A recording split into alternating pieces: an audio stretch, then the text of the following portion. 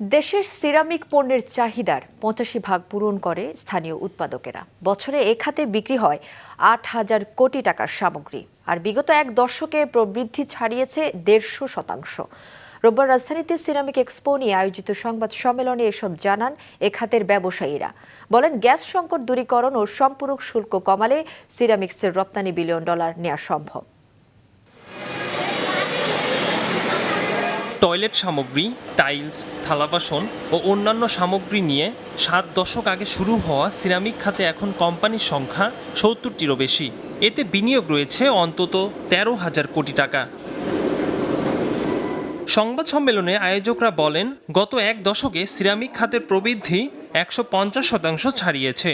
দেশে এখন বছরে সিরামিকের বাজার ৮,০০০ কোটি টাকা, যার ৮৫% পূরণ করে স্থানীয় উৎপাদকেরা। বাকি ১৫% পণ্য আমদানি হয়। ৮৫%-এর মতো আমরা চাহিদা পূরণ করতে পারতেছি। বাংলাদেশের চাহিদা যে আছে সেটা আমরা পূরণ করতে পারছি। এখন কাউকে কোনো কিছু ইম্পোর্ট করতে হবে না।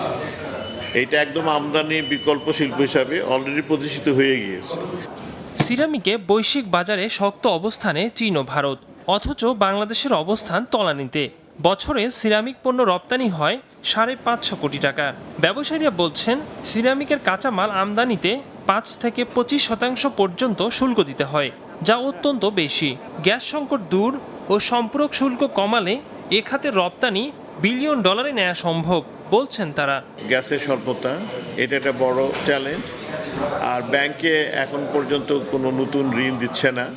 সমগ্রভাবে বাংলাদেশের অর্থনীতি গতি স্লো হয়ে গিয়েছে। এটা একটা নতুন চ্যালেঞ্জ হিসেবে আমরা দেখছি। দেশের সিরামিক কারখানাগুলোতে সরাসরি কাজ করে ৬০,০০০ মানুষ। আগামী ২৭ থেকে ৩০ ডিসেম্বর বসুন্ধরা ইন্টারন্যাশনাল কনভেনশন সিটিতে হবে সিরামিক এক্সপো। ইকরামুল ইসলাম খান, মাছরাঙ্গা নিউজ শো।